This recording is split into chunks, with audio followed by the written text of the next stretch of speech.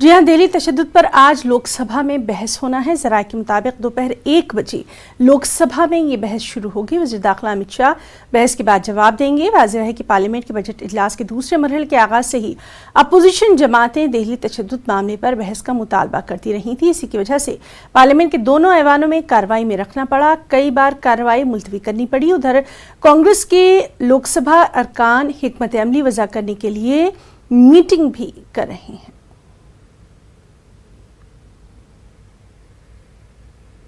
वहीं शुमाल मशरक़ी दिल्ली तशद्दुद मामले पर फौरी बहस कराने के लिए राज्यसभा में तृणमूल कांग्रेस ने नोटिस दे दिया है। तृणमूल कांग्रेस ने रूल 267 के तहत ये नोटिस दिया, जबकि लोकसभा में कांग्रेस के अधीर रंजन चौधरी और बीजेपी लीडर मीनाक्षी लेखी ने दिल्ली के कुछ हिस्सों में नज़्म व ज़ब्त की अबतर सूरत हाल पर बहस कराने के लिए नोटिस दिया है।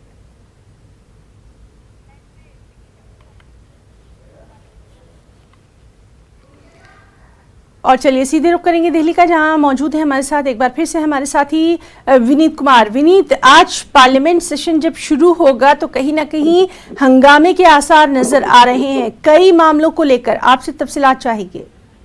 जी निश्चित तौर पर मैं आपको बताना चाहूंगा कि आज पार्लियामेंट में लोकसभा में जैसे कि सरकार ने यह कोशिश की है कि जिस तरह से विपक्ष जो है लगातार मांग कर रहा था दिल्ली में जो फसाद हुए थे उस पर चर्चा करने की, तो सरकार इस पर आज चर्चा करवाने को तैयार हो गई है। और अगर चर्चा होती है तो उसका फाइनल जो रिप्लाई होगा वो गृह मंत्री अमित शाह आज ही लोकसभा में देंगे। लेकिन जिस तरह की जो स्थिति अभी देश की दिख रही है उसमें उम्मीद कम है जो इस मुद्दे पर चर्चा हो सके, क्योंकि जिस तरह से कांग्रेस जो है वो लगातार आप कोशिश करेगी कि जो मध्य प्रदेश में हुआ है उस मामले को वो उठाएगी।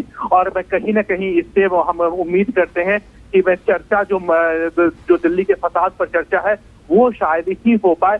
और जिस तरह से मध्य प्रदेश की जो स्थिति बनी हुई है, जो मध्य प्रदेश की जो विधायकों की स्थिति बनी हुई है, 22 विधायकों ने इस्तीफा दिया है, साथ ही साथ कमलनाथ की जो सरकार जो है वो एक बार खतरे में आ गई है, तो इसको लेकर के कांग्रेस जो है वो दोनों सदनों में हंगामा कर सकती है।